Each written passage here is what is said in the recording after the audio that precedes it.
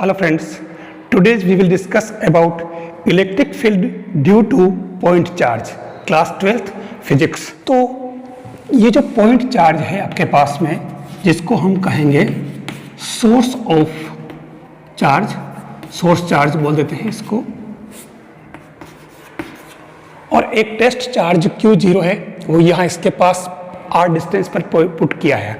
अब यहाँ हमें इस पॉइंट चार्ज की वजह से इलेक्ट्रिक फील्ड हमें फाइंड करना है। तो मैं पहले इलेक्ट्रिक फील्ड क्या है ये पहले अपन इसको समझें कि हमारे पास कोई अगर जैसे कोई सोर्स चार्ज Q है और इस सोर्स चार्ज के ऊपर इससे हम एक इसके सराउंडिंग में हम यहाँ पर कोई एक टेस्ट चार्ज लें, तो ये टेस्ट चार्ज क्या है, एक कोई फोर्स जो है वो एक्सपीरियंस करता है इसकी वजह से। और वो जो फोर्स है, क्योंकि अगर इसको रिमूव भी कर दिया जाए तो यहाँ पर सराउंडिंग में इस चार्ज का एक इफेक्ट रहता है और वो सराउंडिंग्स पर इसका इफेक्ट होता है। तो वहाँ पर अगर फोर्स ये जो चार्ज रखा जाए ये फोर्स एक्सपीरियंस करता है, तो उस केस में अगर हम ये लें कि अगर मान लो Q0 चार्ज जो है ये F फोर्स अगर मान लो एक्सपीरियंस करे, तो यूनिट चार्ज जो होगा वो कितना फोर्स अप्लाई करेगा, एक्सपीरियंस करेगा, F/Q0, और इसी को हम इलेक्ट्रिक फील्ड कहते हैं। ये इलेक्ट्रिक फील्ड है। इलेक्ट्रिक फील्ड का फॉर्मूला F/Q0। आप देखें, अब इससे हम F निकालें तो ये QE हो जाएगा, Q0E। यानी जनरली जो चार्ज है उस चार्ज की वजह से जो फोर्स अप्लाई होता है या वो फोर्स एक्सपीरियंस करता है वो F=Q0E, या जनरली आप QE से याद रखें। अब हम बात करें electric field due two point charge. हमारे पास में क्योंकि कूलोम्स लॉ क्या कहता है, एक जैसे Q1 और Q2 कोई चार्ज है दो, और both charge placed on distance R, then force F जो है वो Q1 Q2 अपॉन R², ये जो है कूलोम्स लॉ है। अब यहाँ Q1 और Q2 हमारे पास में जो source charge and test charge Q and Q0, तो हम लेते हैं according to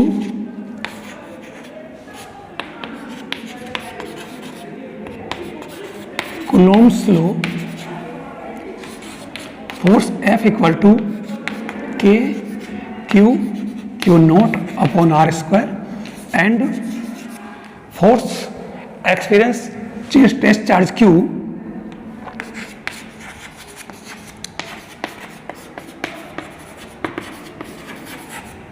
the charge Q0 वो हो जाएगा F=Q0E।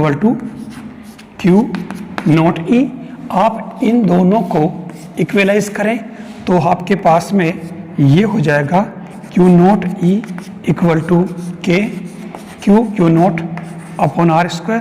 ये Q0 से कैंसल, आपके पास में E =K, K की वैल्यू 4πε0 Q अपॉन R²। ये आपके पास में फाइनल फॉर्मूला आ जाएगा। अगर हम इसे वेक्टर फॉर्म में लिखें,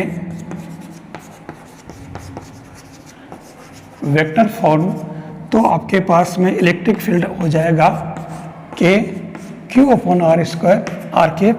ये आपके पास में इसके वेक्टर फॉर्म है, और इसका जो ग्राफ आप लेते हैं वो ग्राफ आप डिस्टेंस R और E के बीच में अगर लें तो ये एक्सपोनेंशियली ये डाउनवर्ड की तरफ होगा, क्योंकि यहाँ E प्रोपोर्शनल टू 1/R²।